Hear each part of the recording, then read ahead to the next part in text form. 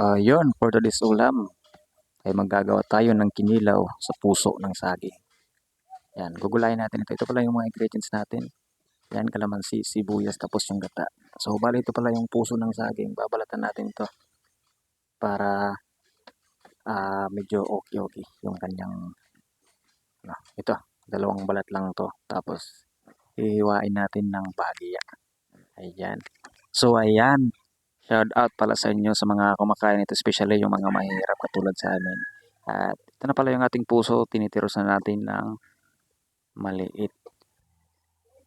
At ito na pala yung ating gata, ayan, inaano na natin. Dahil ito yung sikreto ng kinilaw na puso ng saging, pangpalasa. Tapos ito yung sibuyas, titirosin din natin. Yan. At pagkatapos yung sabay na natin yung kalamansi natin. Dahil ito din ang sikreto sa kinilaw sa puso ng saging na nagpapasarap. Yan, tapos na tayo. Ito na yung ating puso. So, lalagyan na natin ng gata ng nyog. Pagkatapos, lagyan natin ng kalamansi. Ayan.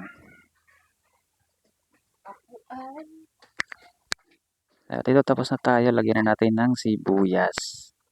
Pagkatapos, mikos-mikos. Talagang natatakam na talaga ako nitong kinilaw sa puso ng saging. So, bali, ito na pala mga lods. Tapos na pala natin ilagay yung mga ingredients. So, husgahan na natin to. Yan, natatakam na talaga ako sa gulay na to na napakasarap. At syempre, bago natin husgahan ay magprimo na tayo kay Panginoong Jesucristo na way basbasan itong pagkain na nasa sa ating harapan. So, ito na. Talagang sinubukan ko na. Napakasarap naman talaga itong gulay na puso ng saging, mga lods. Ayan. Tapos may konting sabaw pa siya. Pwede rin nyo itong isabaw sa kanin kung paparisan nyo ng kanin. Pero ako, kung napapansin nyo, hindi ko na inanuhan ng kanin. Talagang ito na lang talaga yung kinain ko, yung gulay. Yan.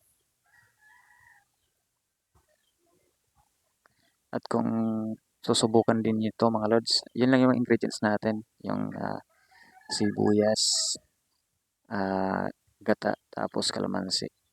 Tapos lagyan nyo lang ng asin. At kung gusto nyong pasarapin ba to, pwede rin lagyan to ng luya. Ayan. Maraming salamat, mga lods.